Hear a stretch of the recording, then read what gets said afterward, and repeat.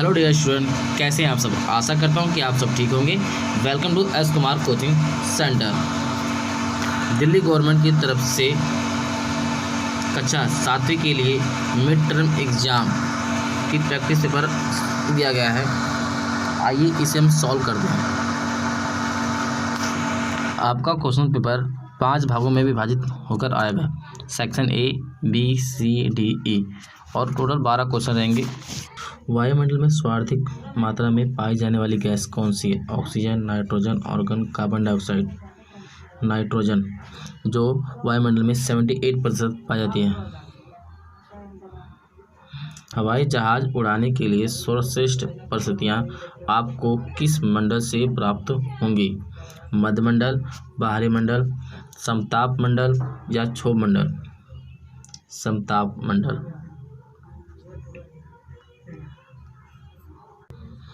विश्व पर्यावरण दिवस कब मनाया जाता है? 5 जुलाई, 5 दिसंबर, 5 जून, 5 मई, 5 जून। सूर्य से आने वाली वह ऊर्जा जिसे पृथ्वी रोक लेती है डैश कहलाती है?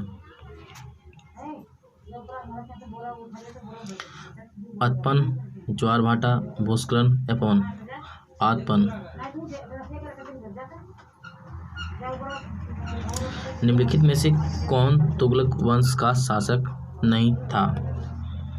मोहम्मद तुगलक, गयासुद्दीन तुगलक, अलाउद्दीन तुगलक, फिरोज शाह तुगलक?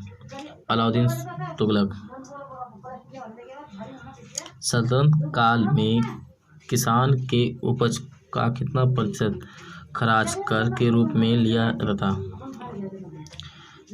10%, 20%, 30%, 50%? 50%।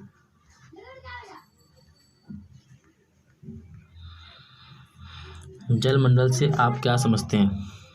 जलमंडल से आप क्या समझते हैं? जलमंडल से अर्थ जल की उस परत से है जो पृथ्वी की सतह पर महासागरों, झीलों, नदियों तथा अन्य जलाशयों के रूप में फैली है।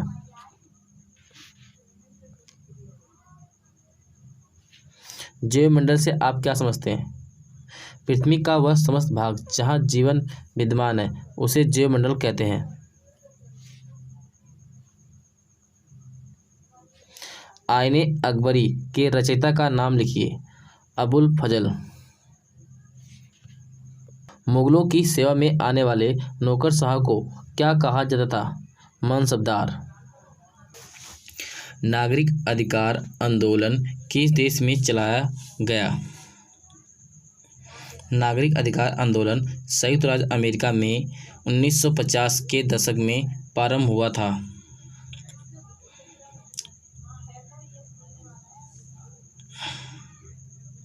राष्ट्रीय राजधानी क्षेत्र दिल्ली के स्वास्थ्य मंत्री का नाम? सत्येंद्र कुमार जैन।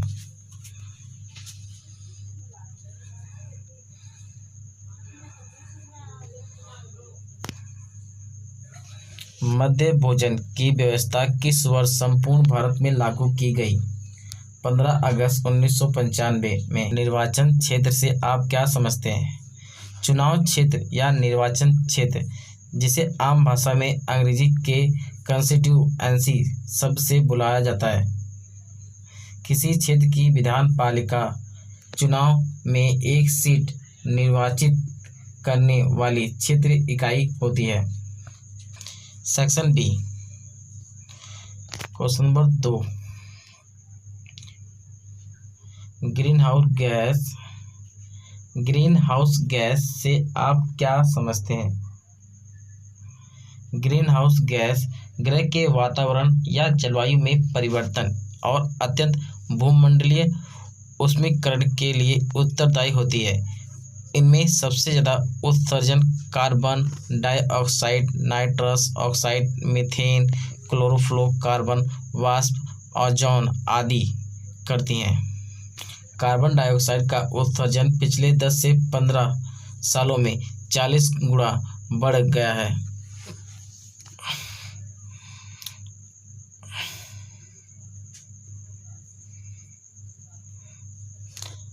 अथवा नाइट्रोजन गैस का महत्व है। यह पौधों और जानवरों के जीवित रहने के लिए आवश्यक है। हमारा वातावरण लगभग 78% नाइट्रोजन से बना हुआ है। यह हमारे शरीर में अमीनो एसिड बनाने के लिए प्रयोग किया जाता है, जो बदले में प्रोटीन बनाते हैं। न्यूक्लिक एसिड बनाने के लिए भी महत्वपूर्ण भूमिका निभाता है, जो डीएनए और आरएनए बनाते हैं। मानवीय पर्यावरण के 3 उदाहरण दीजिए। मानवीय पर्यावरण के उदाहरण: धर्म, शैक्षिक समुदाय।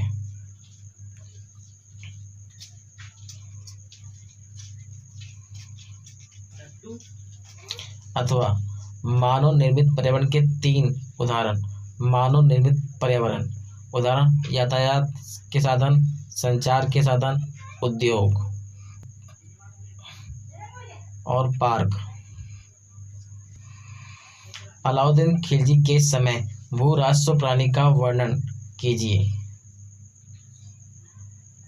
अलाउद्दीन खिलजी ने दिल्ली में 4 अलग अलग बाजारों की स्थापना की, जिनमें पहला अनाज के लिए, दूसरा कपड़ा, चीनी, सूखे फल, मक्खन और तेल के लिए, तीसरा घोड़ों और दासों और पशुओं के लिए और चौथा विविध वस्तुओं के लिए।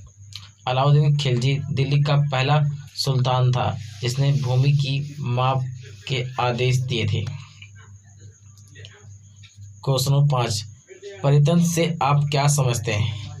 वह तंत्र जिसमें समस्त जीवधारी आपस में एक दूसरे के साथ पर्यावरण के उन भौतिक एवं रासायनिक कारकों के साथ परस्पर क्रिया करते हैं जिसमें वे निवास करते हैं, परितंत्र कहलाता है। यह सब ऊर्जा और पदार्थ के रूपांतरण द्वारा संबंधित है।